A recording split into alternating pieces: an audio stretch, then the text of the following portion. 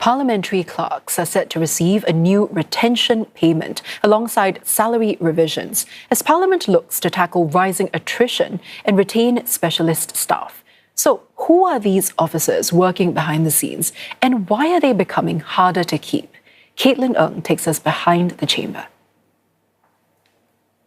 This is the face of Parliament most Singaporeans know. The ministers, the MPs, the debates. Get straight to the point. As well.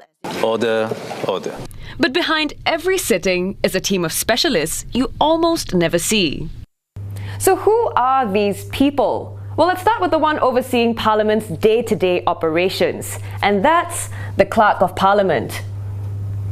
The clerk is the most senior official, and together with the deputy and assistant clerks, they advise the Speaker and MPs on all things procedures and practices.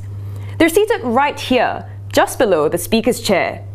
They also maintain records, examine bills, questions, and other paperwork. Now, the Clerk of Parliament also oversees several departments under the Parliament Secretariat, one of which being Language Services. These officers work inside soundproof rooms overlooking the chamber. They listen to everything being said and interpret speeches between English, Malay, Mandarin and Tamil. Deputy Speaker, sir, in Malay, please. Almost instantly. Yang ketara, notably, the impact of fines falls. So who decides the salaries and terms for these staff? Well, unlike most public officers, these staff are employed under Parliament's own service schemes. These are reviewed by the Commission on Parliament Staff before any proposed changes are put to Parliament for approval. So, what's changed this time? For a start, parliamentary clerks and language officers will have their terms of service updated to match the latest changes made to the civil service salary framework. Under this, they'd see a 2 to 9% wage increase. Parliament has also proposed a new retention payment for its clerks. This includes a fixed sum that amounts to 8 to 10% of their annual salary, as well as payouts for every year of service for entry-level clerks. The last review was some time ago, in fact, many years ago. In fact, compared to salaries being paid in the private sector, and I have no doubt the capability of our parliamentary staff can match those of people in the private sector, it has been behind the curve.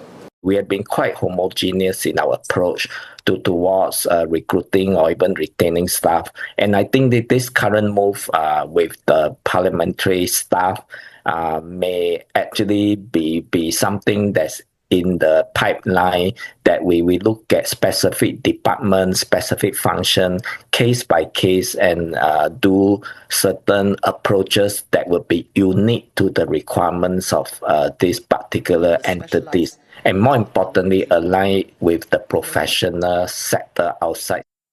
While the changes apply to only a small group of parliamentary staff, Prof. Loh says they could mark a shift away from a one-size-fits-all approach to public sector pay and retention.